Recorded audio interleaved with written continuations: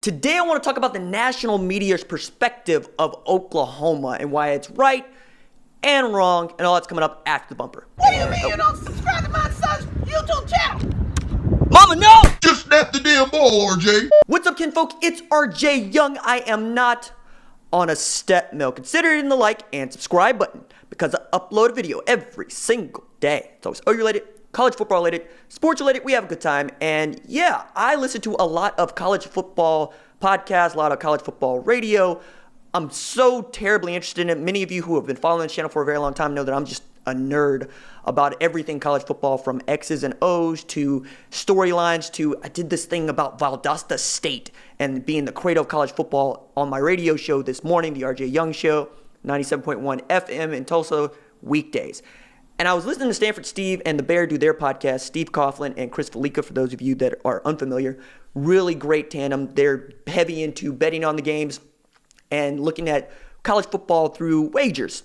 Wins, losses, wins, totals. Find it terribly interesting because it just means that you know your football. And as a guy who went really, really well last year in picking football, I think I know a little football too. But those guys look at college football from a national perspective, right? Because that's their job. I mean, Coughlin was a radio producer for ESPN Radio for 11 years before Scott Van Pelt took him with him to be his producer on SVP, the SportsCenter show with SVP. And Chris Felica is the lead researcher for College Game Day. So two dudes that know from college football. Coughlin, as some would know, played tight end at Stanford. Huge Stanford guy. Also seems like he has a lot of fun. They both do. I enjoyed it. But one of the things that they mentioned was, hey, what do you think about Oklahoma and Hurts and Grinch? And Steve was out on him saying, hey, I don't think that the quarterback is going to be that good. And I think that they lost too much on the offensive line. Yes, Oklahoma lost 4 of its 5 starters to the NFL last year. We can make an argument that the best player on that offensive line last year, Creed Humphrey, returned.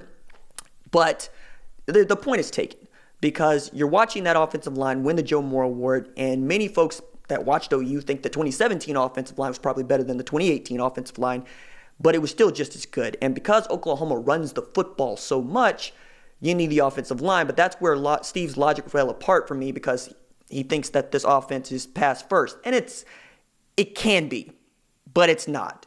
Because Oklahoma can recruit so well at offensive line and at running back. I mean, you're just going to be able to do it. We'll see what Jalen Hurts does in this offense because Riley's going to build an offense that suits him. But it's really about Grinch and the defense from the national perspective. Oklahoma is a soft 4 for many folks, like number 4 ranked in the poll, because they think more of Ohio State and their overall talent. They think more of their schedule. Georgia is Stanford Steve's pick to win the national championship this year over Clemson and Alabama. Oklahoma's just not figuring it in for a lot of people. Number 1, the schedule is not tough, but that means you also don't have any margin for error. You have 2 ranked opponents on the schedule starting the preseason in Iowa State and Texas. And for me, Iowa State and Oklahoma State might be the toughest games of the season, because remember, Oklahoma State was a short-armed pass away from beating Oklahoma last year, and Tylan Wallace is coming back, and I expect either one of the quarterbacks at Oklahoma State to be better than Taylor Cornelius was last year.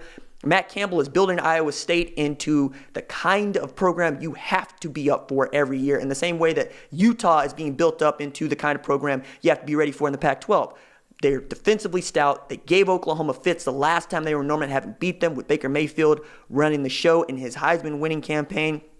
It's a very interesting game for me. But as Trevor Mattis just said, look, the only thing that stops Oklahoma is the defense. And if they can just be a little less than heinous, they're going to be really good, because that's the thing with Oklahoma.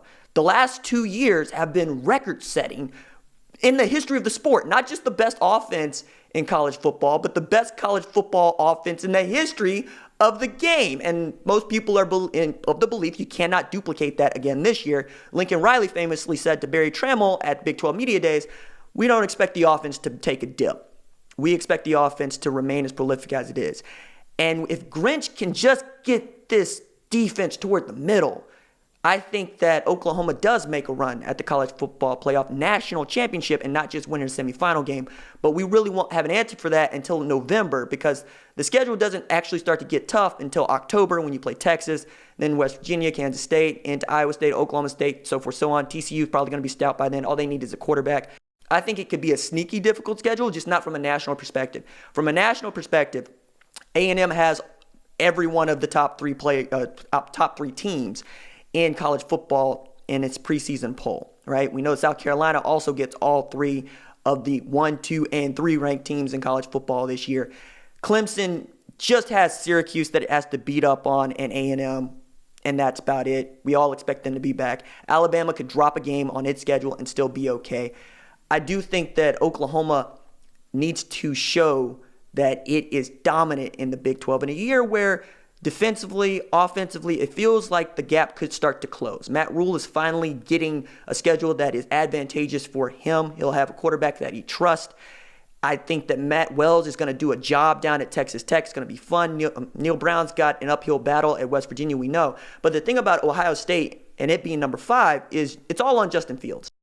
Because we don't know how good Justin Fields is. We have an idea of how good he can be because we know he tested so well and we know that he was number 2 behind Trevor Lawrence and we saw what Trevor Lawrence was able to do as a full-time starter. We also think that Kirby Smart was not using Justin Fields in the correct way, also didn't really want to put him on the field.